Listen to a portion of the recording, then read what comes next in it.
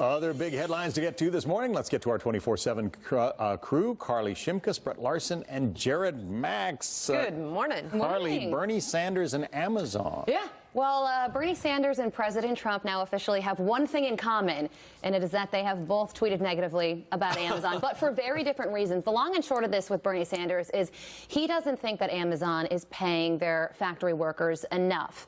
He says that some of these workers are on food stamps. So his point is, why should the government be helping these folks when they are working for one of the richest companies in the world? Now, Amazon has responded to his repeated attacks on Twitter and says that they pay well above the minimum wage and that their factory workers are treated just fine.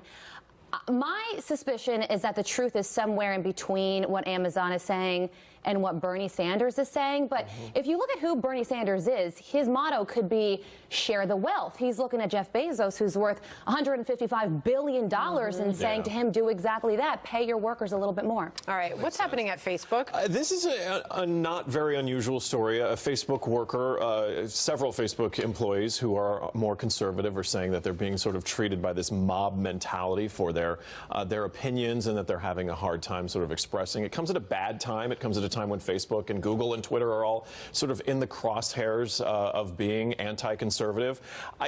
As someone who's a native Californian, grew up there, lived there for 28 years, California is a very chill place. Everybody's really relaxed, and we don't really talk about politics. And I think this is just whoa. They don't talk about politics they talk about in politics. California? Well, they do, but it's with a level of respect that I think right now we've just become so polarized in our opinions and our beliefs that I think this is just a side effect of that. All right, Jared, real quick, what's going on with Schumer and sports gambling? Well, sports gambling, a whole new landscape in the United States, and before it becomes the wild, wild west, Senate Minority Leader Chuck Schumer introduced framework yesterday for legislation, and the leagues, Major League Baseball, the NBA, and the PGA Tour issued a joint statement saying they strongly support this legislation.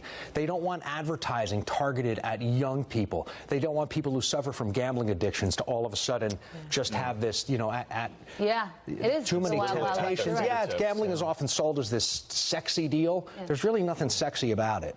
That's our 24/7 crew. Jared, Brett, Carly, thank you. We're in a lot for us this morning. Thank you very much.